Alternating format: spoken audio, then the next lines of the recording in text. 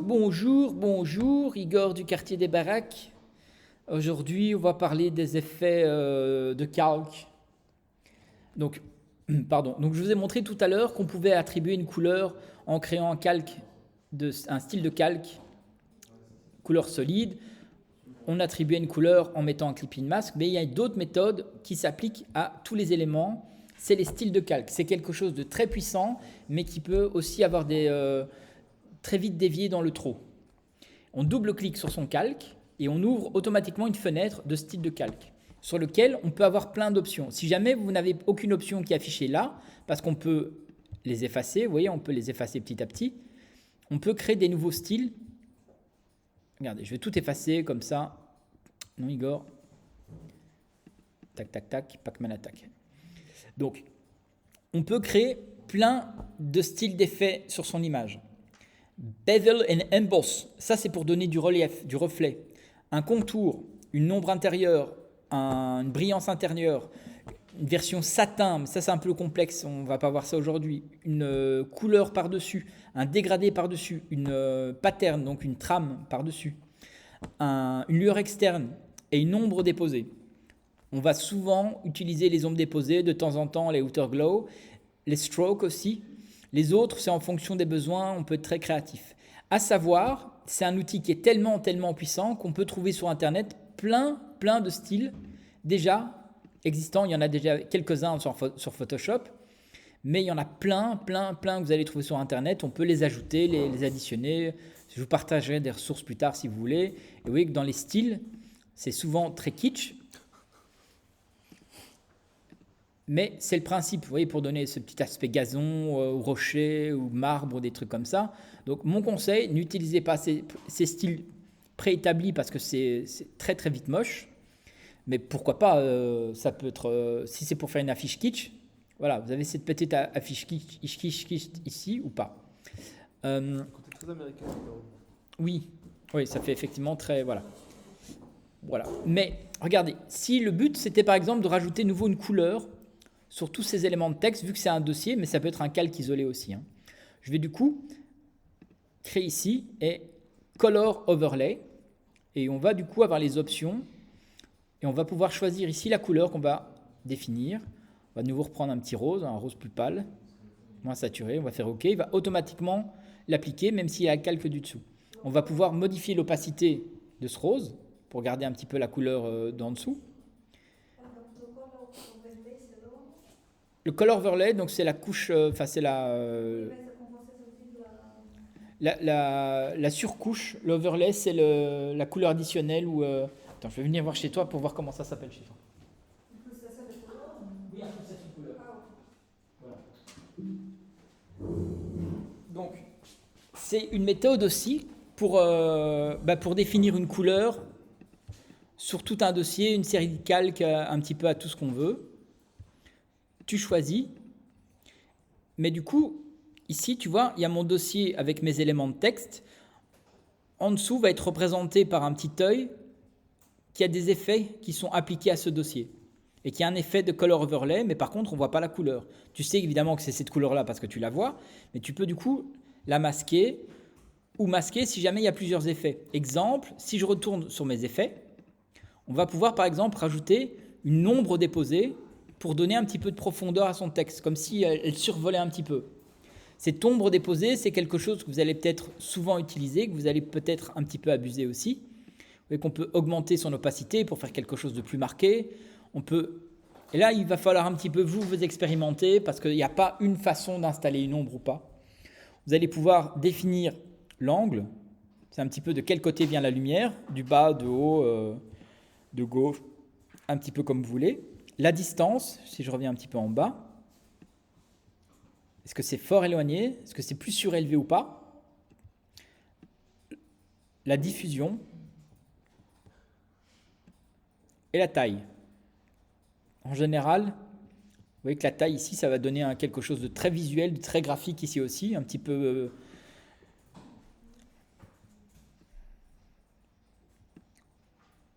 Voilà. Mais si on a une taille de 0, le spread ne sert à rien, évidemment, parce que le spread, c'est la dispersion de cette ombre, pour avoir une ombre plus nette ou moins net. Et évidemment, la distance, ça c'est à vous de jouer. Maintenant, ce qui est intéressant aussi, c'est que vous voyez, quand vous survolez votre calque, vous pouvez attraper votre ombre et la déplacer, la placer un petit peu où vous voulez. Donc ça, c'est pour les placer vraiment presque un petit peu au pixel près, comme vous voulez. Mais on peut donner une couleur à cette ombre. Vous voyez qu'on va donner une couleur un petit peu verte pour jouer avec le contraste avec ce rose. Et on peut du coup donner une petite couleur à ce niveau-ci. Donc ça permet d'être un petit peu plus contrôlable. Et après, il y a des sous-options, mais ça, on ne va pas voir ça aujourd'hui. C'est les options de contour. C'est plus ou moins intéressant. Je veux rajouter un dernier effet, par exemple. On va rajouter un contour. Donc le contour, ça va vraiment être, regardez ici, s'il y a un pixel, regardez si j'augmente, pas aller trop loin non plus. Le contour, c'est vraiment ce petit contour de forme qui peut être à l'intérieur, à l'extérieur ou centré. Il y a des rendus esthétiques qui sont un petit peu différents. Là, je vais le mettre centré par exemple. Là aussi, on peut changer de couleur. On peut prendre un petit peu ce qu'on veut. On peut prendre du blanc par exemple. Où on revient un petit peu aux couleurs de l'Italie, même si c'est un peu pastel. Après, le blend mode, on verra ça, un cours spécifique. Le blend mode, c'est les modes de fusion. C'est une notion très importante dans Photoshop. On ne va pas parler de ça aujourd'hui. Le overprint, j'avoue que je ne vois pas trop ce que ça fait, mais on pourra voir une autre fois. Et on a des sous-options qui permettent d'appliquer un dégradé ou une trame, mais sur un contour, ça ne sert pas à grand-chose, ça ne va pas être forcément joli. Si par exemple c'est un style, et vous voyez, on a une preview de son style ici. Si jamais c'est un style qui vous plaît, regardez, je vais garder un petit peu. Hop, et on va le déplacer un peu plus comme ça, manuellement. Allez mec. Du coup, il ne veut plus. Super. Si jamais c'est un style qui vous plaît, ben vous pouvez le sauvegarder. Et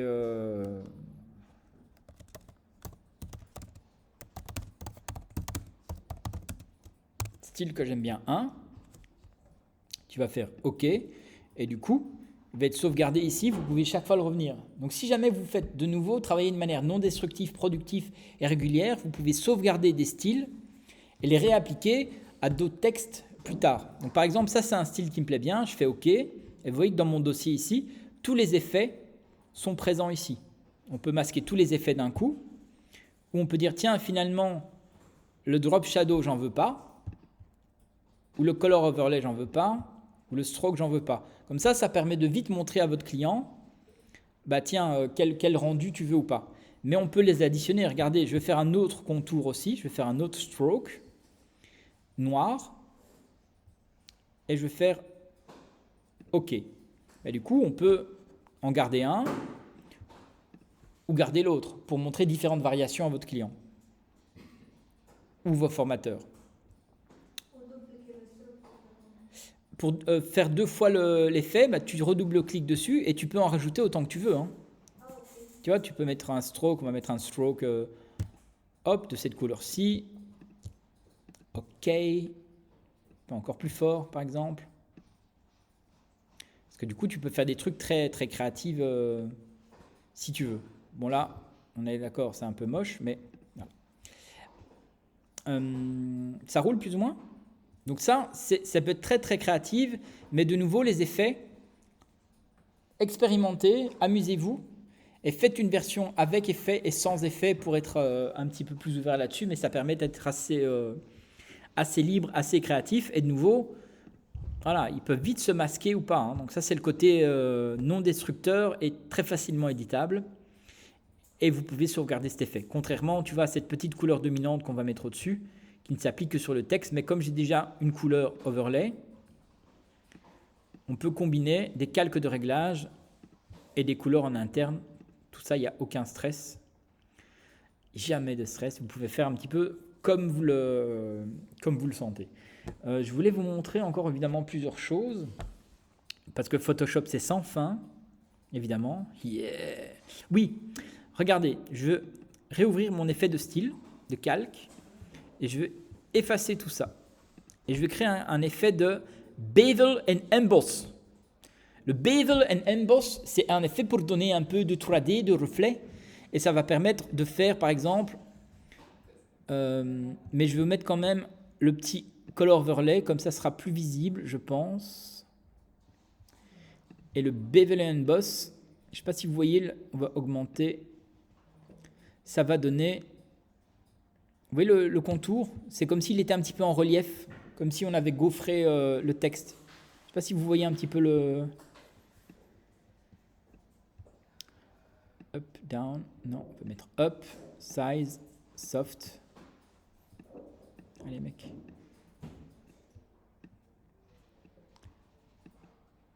Et on va choisir ici, on va mettre pillow emboss. Vous voyez un petit peu, ça donne vraiment une sorte de petit relief au-dessus. Et stroke, mais là, il ne va pas marcher, je pense, ici. Attends, on va y arriver, hein, à un moment donné. Parce que je voulais vous montrer quelque chose qui est assez intéressant. Voilà, là.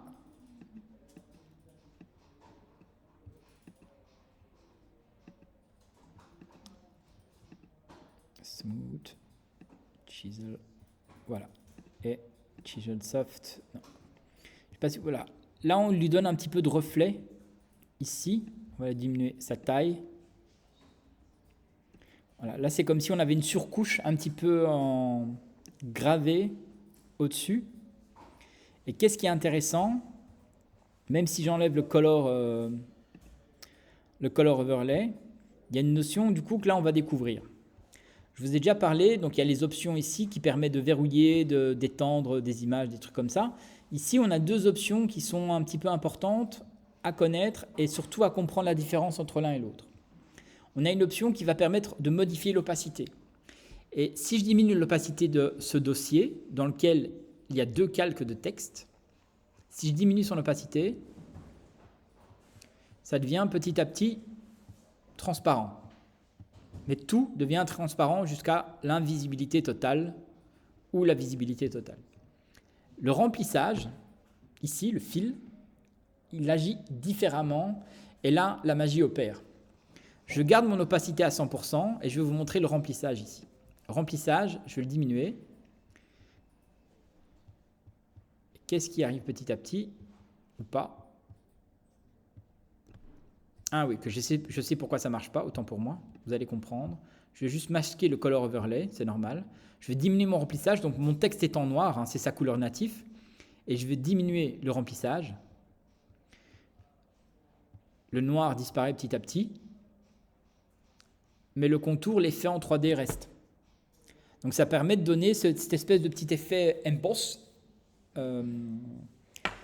d'être très graphique en jouant là-dessus. On peut mettre du texte, on peut mettre des éléments précis, on peut faire tout ce qu'on veut, on peut faire la pixelisation, on peut faire ressortir que les yeux, on peut faire de la fausse 3D, des trucs comme ça. Ça va permettre de donner cette espèce de petite profondeur. Donc c'est la différence entre l'opacité et le remplissage. Dernier petit truc, et puis après on va arrêter aujourd'hui parce que je sens la migraine arriver pour tout le monde et moi aussi. Je voulais vous parler de l'arme de demain, fantée du monde, elle en sort à la fin. Non, vous ne connaissez pas? Téléphone? La bombe humaine? Ah, quand même. Très bonne chanson qui est très adaptée aujourd'hui, je pense. Aujourd'hui, mais bref. Je vais vous parler, je vais masquer le texte, on s'en fout du texte. Un tout petit peu de l'outil pinceau et des propriétés du pinceau, parce que c'est créatif à ce niveau aussi. Évidemment, l'outil pinceau, on a ici la possibilité de modifier sa taille, sa dureté. On a des sous-options, mais les sous-options on verra plus tard. Mais en gros, la dureté du pinceau, qu'est-ce que c'est? Je vais prendre une taille moyenne de 87 pixels, peu importe, et je vais glisser, je vais faire un trait avec une dureté très basse. J'ai une dureté 0%. C'est comme si on avait un peu une bombe de peinture. Ça fait un trait. Et en fait, la transition entre le centre de mon trait et l'extérieur, on va avoir un dégradé vers de la transparence. Si je mets ma dureté à 100% et que je refais mon trait, on n'a pas de transition. C'est vraiment un trait très marqué. Mais par contre, je ne sais pas si vous voyez, il y a des espèces de petits dodanes qui apparaissent. Ça, c'est un problème lié en fait à une option du pinceau. C'est l'espacement. Et en fait, on a ici la première option qui va modifier la taille et la dureté, mais le petit dossier avec le pinceau, ça va permettre de modifier les réglages fins du pinceau. Je ne vais pas rentrer dans les détails spécifiques de tout aujourd'hui, je vais juste vous parler de l'espacement ici. Et regardez, ici c'est un exemple de mon pinceau. Quand je vais augmenter l'espacement, et mon pinceau, qu'est-ce que c'est en fait? Mon pinceau, c'est une forme sphérique qui va marquer des points à intervalles réguliers. Et plus cet espacement est grand, et plus évidemment, tu cliques sur le petit icône avec le dossier ici. Ici. Donc plus cet espacement est grand, plus l'espacement va être régulier entre les points. Donc par exemple, ça peut être un outil graphique aussi pour faire de quelque chose avec du pointillé comme tu veux. Donc ça peut être un outil graphique continu. Mais si tu ne veux éviter d'avoir cette espèce de petit dodane pour avoir un trait très marqué, tu dois du coup avoir un espacement de 0. Et là, tu as un trait très marqué. De base, la fonction de base de Photoshop, l'espacement sera toujours plus ou moins à 25%, parce que c'est plus rapide. Si jamais tu as un espacement plus restreint et que tu vas faire une longue ligne, vous allez voir ce qui va se passer. Bon, ici, j'ai un bon ordinateur, mais si tu as un ordinateur un petit peu lent, il va peut-être mettre une seconde à dessiner ta ligne. Parce que pour lui, cette ligne, c'est 1000 points qu'il doit placer à des endroits précis. Donc ça, c'est une notion importante. L'espacement, la taille et la dureté. Deux autres options ici qui sont importantes quand on va utiliser les outils de Photoshop, surtout quand on va faire de la retouche d'image. Allez mec, Command Z, je vais rezoomer dessus. Deux options qui sont plus ou moins importantes. On a l'opacité et on a le flux. Le reste, on s'en occupe pas, on s'en fout. L'opacité, regardez, je fais un trait, paf, mon trait de peinture avec ce rose, il est visible, il n'a aucune transparence. Je vais faire une opacité à 10%, comme ça va être plus visible, peu importe. Voilà, on s'en fout. Vous voyez, on commence à avoir une transparence. Le pinceau est presque imperceptible. Si je repasse dessus, ben, je rajoute à la couche. Si je repasse dessus, chaque fois, je vais rajouter 10%. Et si je passe 10 fois, ben, à un moment donné, les points en commun, ben, ils vont avoir une saturation et exactement la même couleur. Ça, c'est l'opacité, mais je dois chaque fois relâcher et repasser dessus. Si je ne relâche pas mon pinceau et que je continue à peindre, je ne rajoute qu'à la couche précédente, mais pas à la couche actuelle. Opacité. Si je mets une opacité de 47% ou 50%, on s'en fout. Vous voyez qu'on a un peu de transparence. Et si je relâche et je passe, on va rajouter 50% des 50%. Hop. Et petit à petit, et encore une fois, et là on arrive à une opacité à 100%. Opacité. Le flux, c'est différent, mais c'est très proche et ça confuse. Si je mets un flux très bas, de nouveau 10%, pour ceux qui ont des claviers avec des pavés numériques, si vous tapez sur 1, il va automatiquement mettre 10% ici. Si vous tapez sur 2, il va mettre 20%, 3, 30% et le reste, vous savez. C'est des petits outils, par exemple, quand vous sélectionnez survoler, vous pouvez taper sur le chiffre, il va automatiquement mettre ce réglage-là. Donc là, j'ai un flux de plus ou moins 10%. Je fais un trait. Vous allez dire, ah mais c'est bizarre, qu'est-ce qui se passe? Mon trait, il est quand même très saturé, pourtant je suis à 10%. Vous voyez, quand j'appuie un tout petit peu, mais que je ne fais pas de trait, et quand je fais un trait, et vous vous rendez compte, quand je commence à appuyer, il commence à être transparent et puis il devient sombre. Ça, c'est lié aussi à l'espacement. Je vais réaugmenter mon espacement. Regardez, je vais refaire un trait ici. Vous voyez ce qui se passe? Vous voyez la différence avec l'espacement? Mon flux, avec un flux très bas, c'est comme si on ouvrait une vanne par laquelle s'écoulait la peinture et on laissait passer que 10% de la peinture. Mais si je continue à peindre et que je repasse dessus sans relâcher, je vais rajouter petit à petit par le même geste à ma peinture et je peux l'étendre et du coup commencer à faire un dégradé un peu plus fluide sur les bords ou pas. Le flux, ça va vous permettre d'avoir un flux, c'est son terme, de peinture plus contrôlable et plus graduel. Mais pour avoir beaucoup de souplesse, il faut, je pense, travailler avec un flux très bas. Et du coup, on va pouvoir commencer graduellement à rajouter un peu de la couleur en étant un peu plus contrôlé et en repassant dessus pour être un peu plus graduel. Mais vous voyez que mon espacement est encore un petit peu trop... mon espacement est trop élevé. Donc je vais faire un espacement de 20. Et du coup, on va pouvoir avoir des trucs un peu plus graduels. Mais on peut combiner le flux et l'opacité. Et puis après, on arrête, ne vous inquiétez pas. Regardez, je vais mettre une opacité de 50%, plus ou moins, avec un flux de 4%. Et quand je peins, je ne vais jamais dépasser les 50% d'opacité. Je peux rajouter, mais je n'irai jamais plus loin que 50% d'opacité. Si je vais avec une opacité de 10%, plus ou moins, j'ai beau repasser plusieurs fois, vous voyez, je ne vais jamais dépasser l'opacité de 8%. Je dois relâcher, recommencer, relâcher, recommencer, relâcher.